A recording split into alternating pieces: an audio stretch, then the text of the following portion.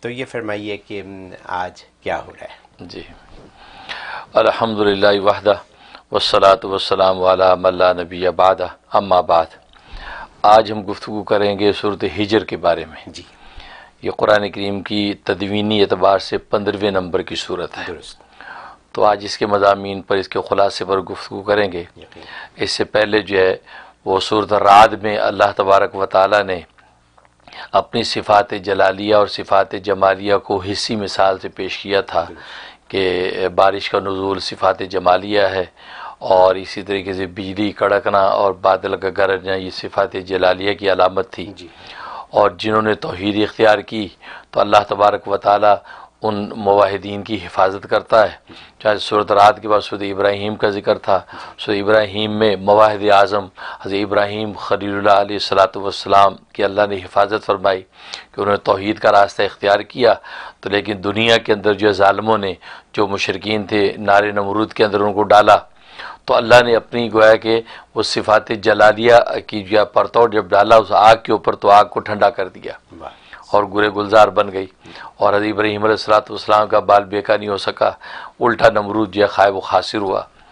تو اس کے بعد جو اب سورۃ ہجر کا ذکر ہے، تو ظاہر ہے کہ جب ابراہیم علیہ السلام نے توحید کا نعرہ لگایا اور ایک نظریہ توحید پیش کیا، اور پوری بستی گویا کہ شرک کی بستی ہے، تو اس نظریے پر سوالات پیدا ہوتے ہیں۔ اعتراض کرنے والے اعتراض کرتے کہ یار توحید کا مفہوم کیا ہے، ہم کیوں بتوں کی پوجا پاٹ نہیں کر سکتے، ان بتوں کی پوجا پاٹ کرنے میں کیا مذاقہ ہے؟ تو گویا کہ وہ شبہات پیدا ہوتے ہیں۔ تو سورۃ ہجر میں اللہ تبارک و تعالی نے ان شبہات کا ازالہ کیا ہے، وہ غلط فہمیوں کو دور کیا اور توحید کے نظریے کو بالکل شفاف کر دیا۔ ظاہر ہے کہ جب آپ کی شبہات دور ہو گئے تو سعادت بنتی ہے کہ اب آپ اس کو قبول کر لیں، اس نظریے کو مان لیں۔ لیکن ہوا یہ کہ وہ ہر دھرم نکلے، وہ گویا کہ ہجر اور حجر ان دونوں کا مادہ ایک ہے، یعنی پتھر کو حجر کہتے ہیں۔ تو یہ ایسے پتھر دل تھے، بلکہ پتھروں سے بھی زیادہ سخت دل تھے، انہوں نے اس نظریے توحید کو مانا نہیں اور الٹا نافرمانی پر مصر رہے، تو اللہ تبارک و تعالی نے ان کو دنیا کے اندر تباہی اور ہلاکت میں مبتلا کر دیا۔ تو سورۃ ہجر بھی اس کا بھی ذکر کیا کہ ازالہ کر دیا توحید کے شبہات کا، اور نہ ماننے والوں کو اللہ تبارک و تعالی دنیا میں تہس نہس کر دیا اور ان پر ہولناک عذاب نازل کر دیا۔ اور وہ موحد اعظم جب مکہ کی سرزمین پر اس نے اللہ کے سامنے ہاتھ اٹھایا کہ اللہ اس مکہ کی سرزمین جو کہ شرک کی بستی ہے، اس کو یا اللہ توحید کی بستی بنا دے، تو اللہ نے دعا قبول کی اور اس گویا کہ شرک کی بستی کو اس کو توحید کی بستی بنا دیا، اور وہ کعبہ معظمہ جو اس وقت جو ہے وہ توحید کا گھر بن گیا۔ اور ہجر جو ہے یہ مدینہ اور ملک شام کے درمیان ایک بستی ہے کہ جہاں قوم سمود یہ وہاں آباد تھی اور یہ وہاں رہتی تھی، اس بستی کا نام ہجر تھا، اس لیے ان کو اصحاب ہجر کہتے ہیں۔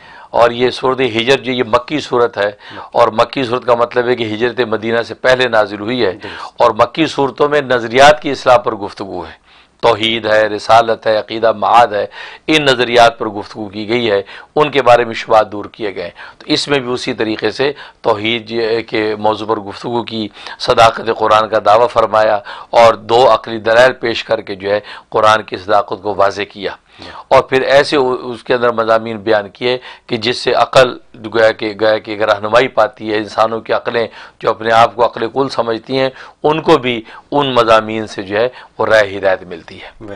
یہ وہ سورۃ ہجر ہے۔ یہ سورۃ ہجر ہے۔ یہ کتنی لمبی سورت ہے؟ ہاں، یہ اس کی 99 آیتیں ہیں۔ 99 آیتیں کوئی زیادہ بڑی سورت نہیں ہے، 99 آیتیں ہیں، اور یہ مکی سورت ہے۔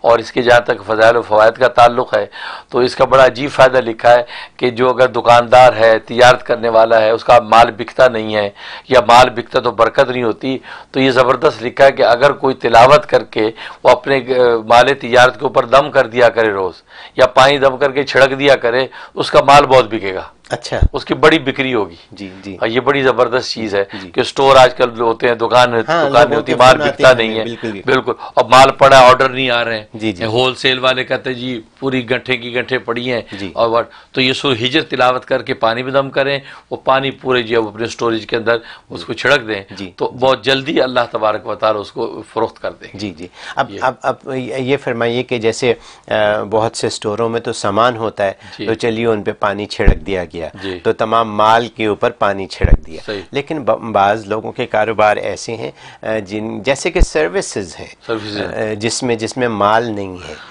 یعنی دفتر میں بیٹھے ہوئے, میز کرسی پہ بیٹھے ہوئے اور انتظار میں ہے کہ کوئی کال کرے گا, یا ٹریول ایجنٹ ہیں یا اس قسم کے جو لوگ ہیں, تو ان کے لیے. بڑا اچھا سوال کیا آپ نے, بہت اچھا. اس کا طریقہ 6 طرف آپ دم کریں گے. اچھا, 6 طرف, یعنی اس کو تلاوت کر کے اپنے سامنے, پیچھے, دائیں بائیں, اوپر نیچے, جی اچھا یہ پھونک دیں گے. تو اس کے اندر وہی نیت کر لیں گے کہ جو میری سروسز ہے, میرا ٹیلنٹ ہے, کہ اللہ اس کی سروسز آ جائیں, لوگ اس میرے ٹیلنٹ کو خریدیں اور مجھے پروفٹ ہو, یہ نیت کر کے آپ دم کر لیں. اچھا, اس سے وہ کام ہو جائے گا. تو کیا یہ صورت جو ہے اپنی جو بزنس کی جگہ ہے وہاں بیٹھ کے پڑھی جائے؟ وہ ضروری نہیں ہے, بزنس جگہ گھر سے پڑھ کے چلے جائیں, گھر سے پڑھ کے جا سکتے اور وہاں جا کے آپ اس کو پھونک دیں. بالکل. اچھا, وہ کر سکتے ہیں. ایک یہ فائدہ ہے. اور دوسرا فائدہ یہ کہ عام طور پر مائیں جو بچوں کو دودھ پلاتی ہیں, بس اوقات بعد ماؤں کی چھاتی میں دودھ زیادہ اترتا نہیں ہے, اور بچہ جو اس کا پیٹ بھرتا نہیں, پھر ڈبے کا دودھ پلانا پڑتا ہے, آرٹیفیشل راستے اختیار کرنے پڑتے ہیں. اس کے لیے بڑی زبردست صورت ہے کہ ماں تلاوت کر کے اپنے سینے پہ اس کو پھونک لے, تھوڑے سے پانی پہ دم کر کے اپنے سینے کے اوپر چھڑک لے, تو بھرپور دودھ آتا ہے اور بچہ پیٹ بھر کے دودھ پیے. ماشاءاللہ, یہ اس کا بڑا زبردست فائدہ ہے. تو یہ فرمائیے کہ اگر خواب میں یہ, ہاں جی بالکل, ایک فائدہ اور اس کا رہ گیا, وہ یہ کہ گھر میں بس اوقات گھر میں چوریاں ہوتی ہیں. جی ہاں, رشتہ دار اکٹھے ہوئے, وہ کہتے ہیں میرے بندے چوری ہو گئے, کوئی کہتے ہیں میری کوئی چوری ہو گیا, اب کوئی فنکشن, اکثر چوری چھوٹی موٹی ہوتی رہتی, کوئی جی ماسی لے گئی. اس کے لیے سورہ ہجر میں بڑا کمال ہے کہ روزانہ اس کو تلاوت کر کے اگر تصور میں لا کے پورے گھر کا حصار باندھ لیں اور گھر کی ہر چیز پہ تصور میں پھونک دیں روزانہ, تو کبھی کوئی چوری نہیں ہوگی. اچھا, یہ چیز باہر بھی پڑی رہے گی, کوئی اٹھائے گا نہیں. کوئی اٹھائے گا. ہاں, کیونکہ ہجر کے لفظ کے اندر روکنے کا معنی بھی ہے. تو گویا کہ ہجر میں نہیں روکنا, تو گویا کہ یہ چیز کے اندر جو عقل کو بھی ہجر اس لیے کہتے ہیں. تو یہ اس کے اندر یہ کمال ہے کہ یہ سامان کی حفاظت کر لیتی ہے, اور کوئی چیز اٹھانا چوری کرنا چاہے چوری نہیں کر سکتا. کیا میں یہ پوچھ سکتا ہوں کہ اگر گمی ہوئی چیز ہو جائے تو کیا سورہ ہجر پڑھیں تو کیا مل جاتی ہے؟ اللہ کے کلام میں تو نفع ہیں, لیکن بظاہر اس کا یہ نفع لکھا نہیں ہے, لیکن تجربہ کیا جا سکتا ہے. تجربات سے چیزیں سامنے آتی ہیں, اس کے اور صورتیں, اس کے فوائد ہیں, لیکن اس پر تجربہ کرے, یہ پڑھ لے.